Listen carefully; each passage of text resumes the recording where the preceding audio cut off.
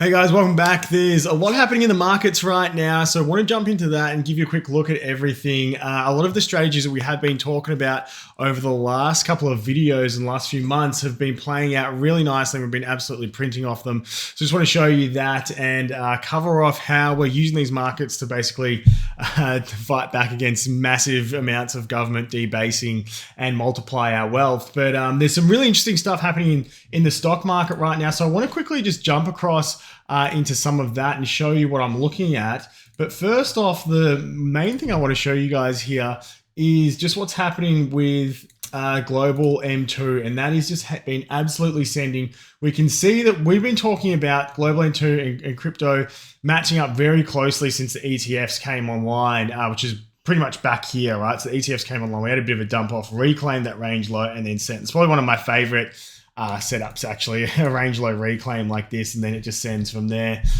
Really beautiful stuff. But obviously went through sideways for so long, and we really matched up closer with the monetary base of global M2, and then that started pushing. And so Raoul Powell and all those guys, Julian Biddle came up, and we've been talking about this, and we've got our own version of it, the Market Masters global M2 chart, which actually pushes forwards the lead time, so it matches up. So it's global M2 matching up with BTC, but it's got a 10-week lead time, so 70 days ahead. And as you can see, we're following that almost exactly to a T. Now we'll come back up basically to the falling wedge target, and so we're gonna have to see what happens with BTC there. But what's really exciting to me here is what the stock market is doing, and I think it's quite notable. So one of the main things that we're seeing here at the moment is we've broken out through finally the developing yearly VWAP, and also we're getting above the 200 daily moving average. This is absolutely huge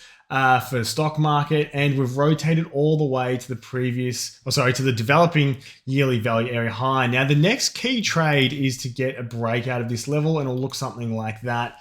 A nice bounce off the value area high is what we look for when we're looking for a outside break trade. Now the next potential trade could be a rollover here and then bouncing off the VWAP. So something like that could be really nice for next entry, or a retest of, let's just extend this line out, a retest of this, and we get some sort of a setup like that, which could also match up really nicely with previous year value area high. So that's kind of like what I'm seeing here on stocks at the moment. I think it's going to come up and at least test the highs up here. I feel like this was a massive panic sell-off due to news, which has pretty much completely been resolved now. And, inflation data is coming in pretty low as well. So now the tariffs have pretty much been, I think, mostly been resolved with the trade deal with China. And then now, inflation data is coming in lower as well. We could see a little bit more of a dovish Fed coming into the June. I'm pretty sure it's June 18 is next FOMC. So we could either see rate cuts then, which would be very bullish for stock market, or we could see them basically giving forecasting into the future, because it is a dot plot month as well, which means we get the financial forecasting of future projections of what they're going to be doing with the rates for end of this year and then end of next year, and that could also give a bit of a boost to the market. So watch out for June 18 in next month. But really exciting what we've been seeing here in a couple of stocks. My favorite stock, actually, Palantir, just hit a new all-time high, and you can see it's doing all right in pre-market, slightly up. But we'll see how that gets a bit closer to the actual open. Obviously, stocks had a great day yesterday. So Palantir, this is one of the ones we got the community into all the way back here when we were going sideways at about $8. I think I got in at like $8.20 or something like that. But it was in this range here. And the reason why I decided to get in here was one of the systems that we talk about in Market Mastery 3 is week off accumulation. I think it's really important to understand this strategy and the key entry points. So I'm just going to run you over quickly now, because there's a couple of trades that played out really nice, and there's a few things I'm going to lead you into in a second, but bear with me and it all makes sense. So Palantir got listed on the whole thesis for this trade was it was going to eventually flip profitable and then get listed on the S&P 500. They've been around for a long time. Obviously we've been in a bit of a bear market, going sideways in accumulation for most of 2023 and in 2022. Nice spring here. So we call that the wick-off spring when you break below the previous range low, right? More basic term is this is just, you have a range low which gets put in here. break below that range low and reclaim it. It's just a range low reclaim, right?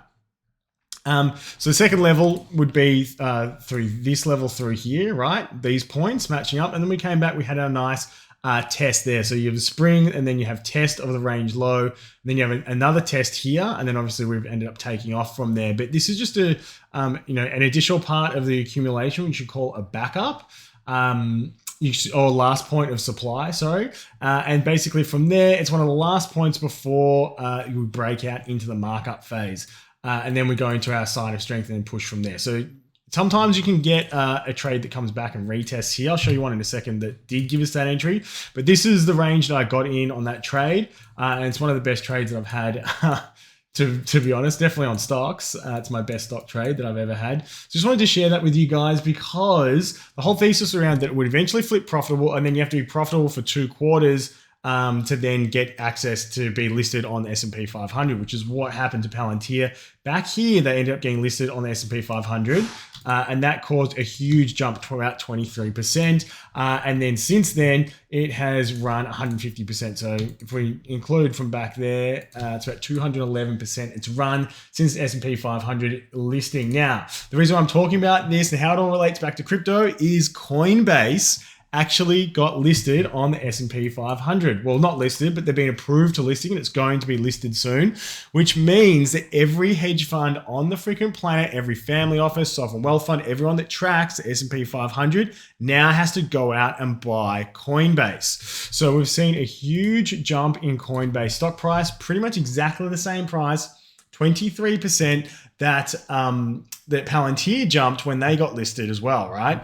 So if Coinbase ends up following Palantir on that same path, we're going to end up, at 150%. That could easily take us up to $650 per share for Coinbase shares, right? They also just acquired Deribit, which is the biggest options trading platform in the crypto space, which is really exciting for Coinbase as well. So yeah, pretty cool. Obviously, we can't really talk about or recommend shares, so this is not a recommendation to buy or sell anything. And this is all for educational purposes. And mainly wanted to teach you guys about the Wyckoff accumulation setup, which is basically this. So it's the same thing again, right? So this is the ultimate range high here. Then we have that sort of upper bound of the higher range through here. We have the lower boundary range getting put in down here. We have the spring below that and it comes back and retests that level. Also puts in quite a large inverse head and shoulders shape as well, if you want to look at it in a more of a basic format. But I like using the Wyckoff accumulation for the entries. And I actually ended up buying Coinbase on this candle here because funnily enough, it was actually about a 21%, let's say, sell off. And it was a dump which was caused by the SEC suing Coinbase. And I was looking at this and I'll just bring up the replay tool just to show you what it was looking like. I don't know if I'm going to be able to get it down there, but this is what it was looking like. And then they got sued by SEC and the price in pre-market was down at this level down here. I looked at this and I was just like, that is way too big of a drop. The SEC is going to lose this case for sure. And it's just going to be absolute BS. And it's just, the rest of Operation Choke Point playing out, right? Operation Choke Point 2.0 playing out. I'm like down 20% in pre-market. This is ridiculous. This is going to bounce. So I just went in, pulled up my portfolio and took a buy, and it ended up being the exact bottom before the reversal. So obviously pretty happy with that entry, but hopefully you guys can see that I had that entry because I understood this has been a Wyckoff spring through here, right? There's a lot of trapped people underneath this range low here. This is a really core important level through here, and we come back pretty much sitting right on top of it for pre-market after a bad news event, which is mostly BS, right? I bought in there and then I bought in through here, which is the pullback after really strong rally to the range high, reject off that. Then pullback, so last point of supply again. Next opportunity for entry was a flip of the range high, right, which would have been through here. So sign of strength, come back, flip range high, and then we're into a solid uptrend, right? So it's been going pretty good since then, pretty happy with the way that this is playing out. I do expect that this will probably try and run to new highs over the next couple of months. But like I said, this is educational purposes only. It's not a trigger to buy or sell or a suggestion to buy or sell. Okay, so let's go have a quick look at Bitcoin. The last few videos, we were talking about reclaiming the value area low, which is probably one of our key trades. So, holding this area through here. And obviously we've had the full rotation and now broken out of the value area high. Now we're looking for that value area high to hold here. So this is most likely what's going to happen, something like this, and then eventually it will push and try and take out this level. Now, if we can't hold and get acceptance into price discovery, into new all-time highs, then this could end up being a sharp rejection, and that would be a good opportunity to hedge, take some off, especially if it lines up with some sort of bad economic news.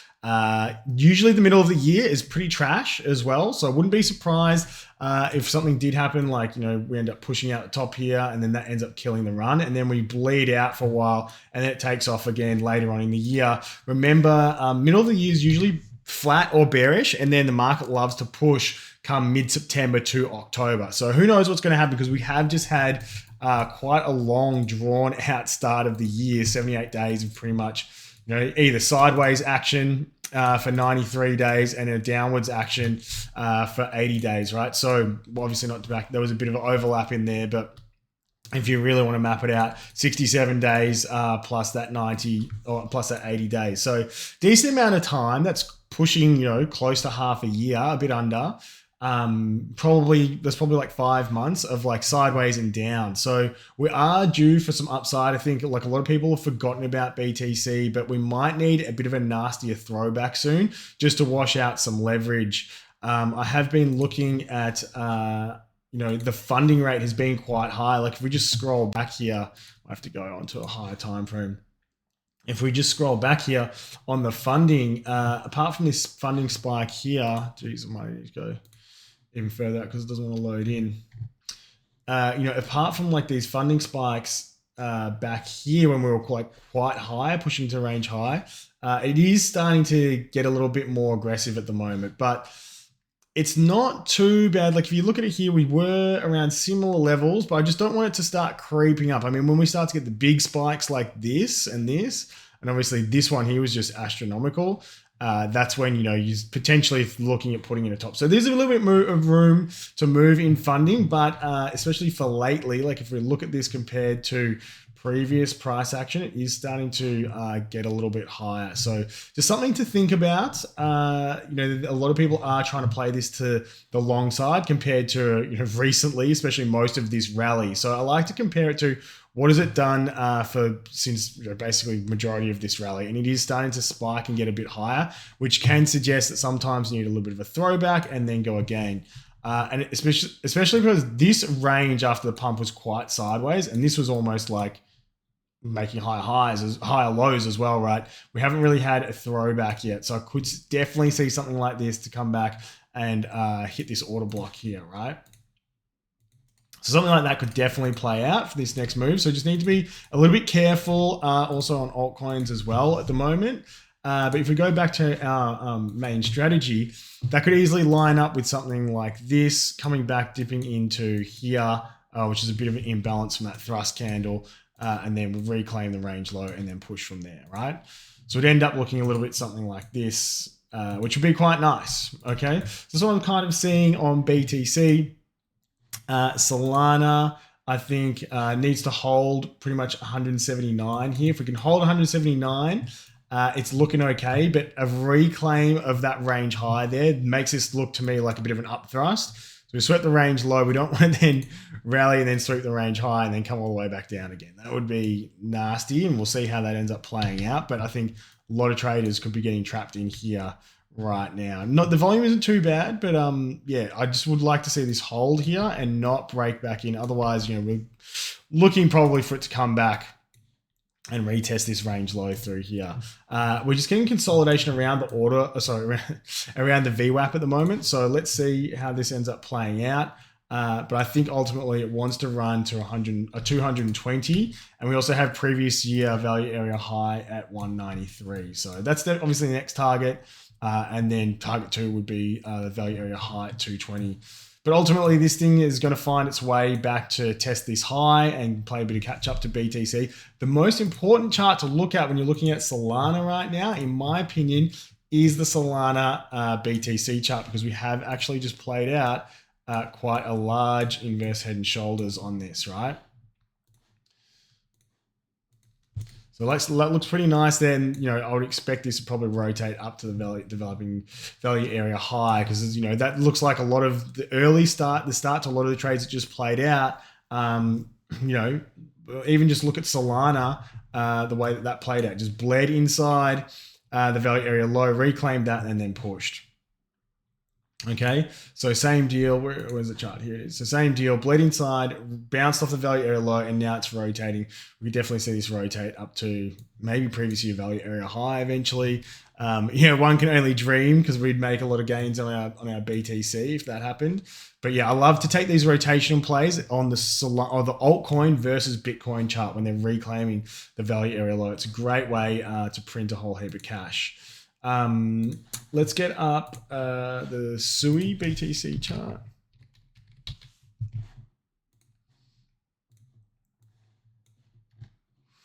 Right, so, this one obviously has already moved a lot higher, and we're already above the VWAP. So SUI a lot stronger, and definitely outperformed BTC on this pump back here when we had a 60% move. So if this can consolidate on top of previous year value area high and get a markup to break out of the developing value area high, and then leads it to be a lot more bullish. Like, look at what happened last time we got out of the value area high. Every time it came back to it, it was bouncing off it quite nicely. So let's see how this one ends up playing out. But SUI has been quite nice. We could see, I wouldn't be surprised, a sweep of the range low here, fill some of these imbalances, reclaim, and then we finally break out of the developing value area high.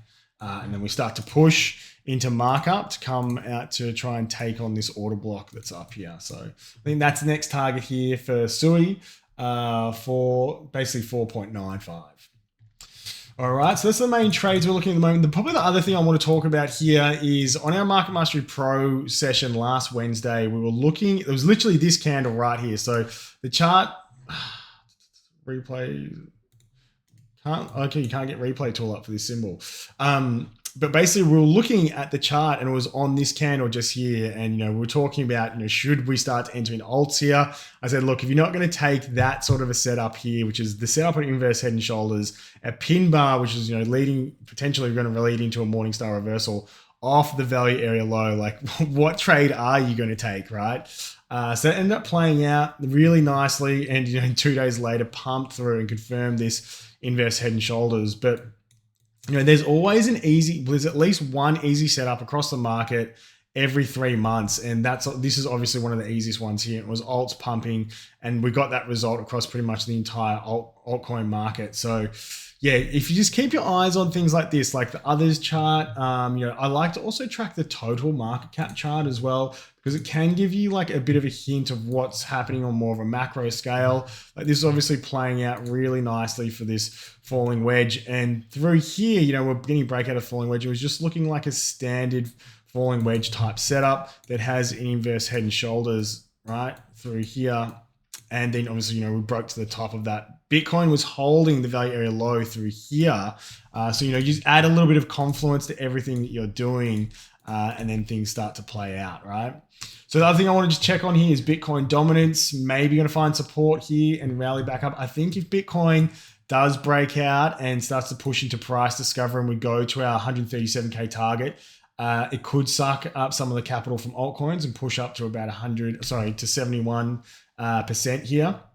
And then we'll see from there, because it could easily come up and tag here and then roll over again. And that would definitely be one of my triggers for alts to really start to take over the show a little bit more and rotate some more of our BTC capital into alts for the eventual BTC dump and alt season to start playing out.